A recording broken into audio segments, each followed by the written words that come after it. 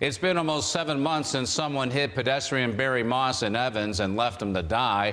The unsolved hit-and-run death sparked outrage and unrest. And Ed Drench has been working this story and found out that this also prompted new leads about a cold case with similar circumstances. That's right, Jackie. Susan Mazer was out for a morning walk on President's Day in 1986.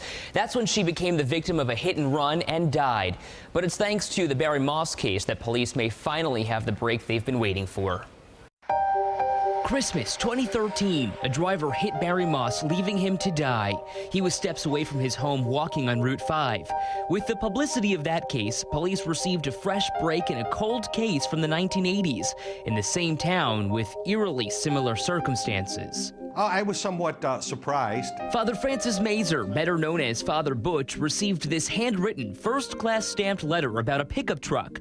A truck the anonymous author thought may have hit and killed his sister, Susan Mazer. It described a vehicle, the color of the vehicle, that it was sitting in a yard for many, many, many years, a newer vehicle. It was never used, and it was damaged. And the vehicle recently was removed, and they also told me a little bit about the person who owned that vehicle. Police have been working to find the driver and the truck ever since Susan was found in the snow.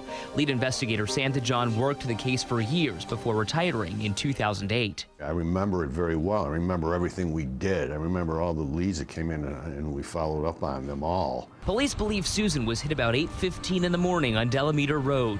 There were no witnesses and very little evidence was left behind. Police know the driver crossed over the yellow lines, leaving tire tracks on the ground.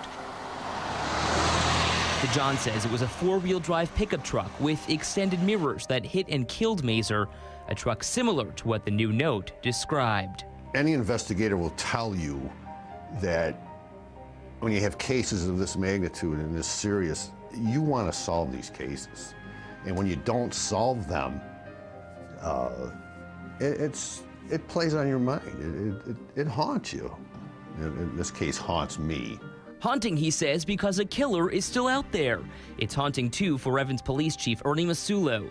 As a young officer, he was one of the first to find Susan lifeless along the side of the road. We have a name.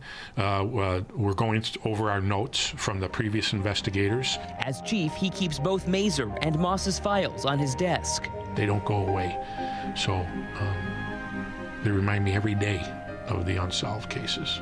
Still unsolved, still so many questions. The forgiveness is the big factor here for us and our family. But Susan Mazer's family is moving forward. I think over a period of time, 28 years, gotta let it go.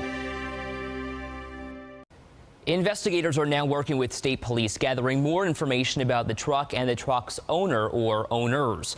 At this point, police say if they found the driver who hit and killed Susan Mazer, they would not be able to press charges because the statute of limitations has passed. Reporting live tonight, Ed Drench, News 4 at 6.